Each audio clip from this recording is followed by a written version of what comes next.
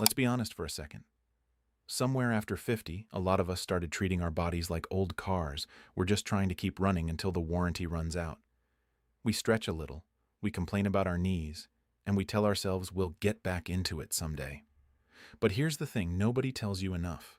Your body is still incredibly capable of change, no matter what year is printed on your birth certificate. You don't need a gym membership, a personal trainer, or spandex you feel weird wearing. You need 7 days, about 15 to 20 minutes each day, and a little bit of stubbornness. That's it. I'm going to walk you through one new movement each day this week, each one targeting something that tends to quietly fade with age: balance, strength, flexibility, posture, and energy. By day 7, you'll notice something. Maybe it's that you stood up from the couch without using your hands. Maybe it's that your back doesn't complain when you bend to tie your shoes. Small things, real things. Let's get into it. Day 1. The chair stand. We're starting here because leg strength is basically the foundation of independence as we age. Every time you get out of a car, off the toilet, or up from a low couch, you're using the exact muscles this exercise trains. Here's how it works. Sit at the edge of a sturdy chair, feet flat on the floor, hip width apart. Cross your arms over your chest. No cheating with your hands on your knees, at least not today. Now stand up slowly, using just your legs, and then lower yourself back down with control. Don't just plop. Control the descent like you're lowering yourself into a warm bath you don't want to splash. Do 10 to 12 of these. If that's tough, do fewer. 5 is a completely respectable start. The magic isn't in the number, it's in doing it slowly and with intention. Your quads and glutes will feel it by the end, in a good way. Why this matters? Research consistently shows that leg strength is one of the biggest predictors of how long people stay independent later in life. This one move, done regularly, protects your ability to keep doing all the things you love: gardening, chasing grandkids, traveling without worrying about stairs. Day 2. The wall. Balance. Hold balance is one of those things you don't think about until you almost fall. And falls are one of the biggest disruptors of independence as we get older. So today, we're going to train it directly, safely, using a wall for support. Stand next to a wall or sturdy countertop close enough to catch yourself if needed. Lift one foot slightly off the ground and hold for 15 to 20 seconds. Switch legs. Do this 3 times per side. Once that feels manageable, maybe not today, maybe next week, try closing your eyes for a few seconds while balancing. It sounds simple, almost silly, but your brain and inner ear have to work together in a whole new way when you take vision out of the equation. This exercise rewires the communication between your brain, your inner ear, and your muscles, a system that naturally gets a little rusty if we don't use it. Think of it as maintenance for your internal GPS. Day 3. The cat-cow stretch. If you've ever woken up feeling like a rusty hinge, this one's for you. The spine loves movement, and honestly, most of us don't give it nearly enough throughout the day, especially if you're sitting a lot. Get on your hands and knees, hands under shoulders, knees under hips. As you inhale, drop your belly toward the floor, lift your chest and tailbone, and look slightly upward. That's cow. As you exhale, round your spine toward the ceiling, tuck your chin, and pull your belly button in. That's cat. Move slowly between the two, syncing the movement with your breath. Do this for about 10 rounds. If getting onto the floor is uncomfortable for your knees, no problem. You can do a seated version in a chair, rounding and arching your back the same way. The goal is the same either way: mobility through every segment of your spine, which helps with everything from posture to reducing that dull, achy stiffness so many of us just accept as normal. Day 4. The standing row with a towel. Here's a fun little secret.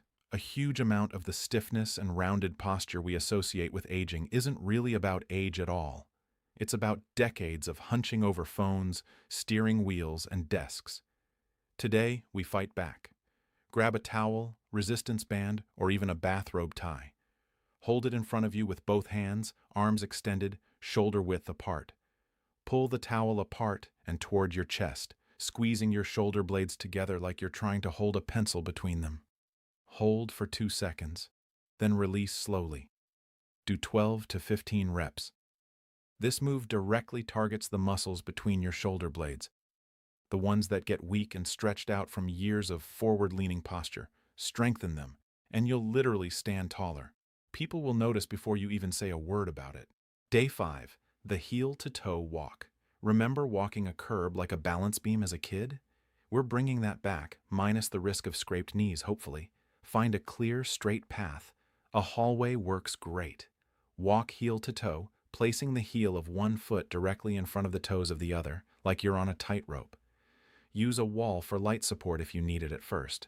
Walk about 10 to 15 steps, turn around, and come back. This exercise is deceptively powerful.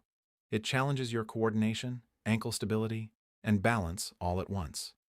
3 things that tend to quietly decline together. And unlike a lot of balance work, this one actually feels a little fun. There's something almost playful about walking like you're on a beam again. Day 6, the seated torso twist rotation is a movement pattern we lose surprisingly fast if we don't practice it. Think about reaching into the back seat of your car or turning to grab something off a shelf behind you. Today's move keeps that ability sharp. Sit tall in a sturdy chair, feet flat on the floor, arms crossed over your chest or hands lightly resting on opposite shoulders. Slowly rotate your torso to the right as far as comfortably possible. Hold for a breath, then rotate to the left. Keep your hips facing forward the whole time. The movement should come from your waist and upper back, not your legs. Do 10 slow rotations per side. This one gently engages your obliques and core while restoring rotational mobility in your spine. It's subtle, but you'll likely notice easier movement in daily tasks like backing out of a parking spot or swinging a golf club. Day 7. The farmer's carry. We're finishing strong, literally. The farmer's carry might be the most underrated exercise for people over 50 because it mimics something you actually do all the time: carrying stuff. Groceries, suitcases, laundry baskets, grandkids. Grab 2 moderately heavy objects, dumbbells if you have them, or 2 full water jugs, or even a couple of hefty books in bags. Stand tall, shoulders back, and simply walk 20 to 30 steps while holding the weights at your sides. Keep your core engaged and your posture upright the whole time. Rest, then repeat 2 or 3 times. This single exercise trains grip strength, core stability, posture, and overall functional strength all at once. And grip strength specifically has been linked in research to overall longevity and health. It's not flashy, but it might be the single most practical exercise on this entire list. So, what happens? After day 7? Here's the honest truth. 1 week won't transform your body overnight, but it will do something arguably more important. It'll show you what's possible. You'll likely notice you're moving a little easier, standing a little taller, and maybe feeling a bit more confident on your feet. That shift, however small, tends to be the thing that gets people to keep going. Momentum matters more than perfection. If you want to keep building on this, the natural next step is repeating this same 7-day cycle, gradually adding a rep or a few extra seconds to each hold as it starts to feel easier. Your body adapts faster than you'd think when you give it consistent, gentle challenges like these. One more thing before you go. Exercise is only half of the equation. What you eat plays just as big a role in how your body feels and recovers, especially after 50, when nutritional needs shift in ways a lot of us were never taught. If this program gets a good response from you all, I'll put together a companion video specifically on nutrition for this stage of life, the foods that support muscle, joints, and energy, and a few surprisingly common ones that quietly work against you. So if that sounds useful, make sure you're subscribed and go ahead and hit that like button. It genuinely helps me know what to make next, and it helps this reach other people who could use it too.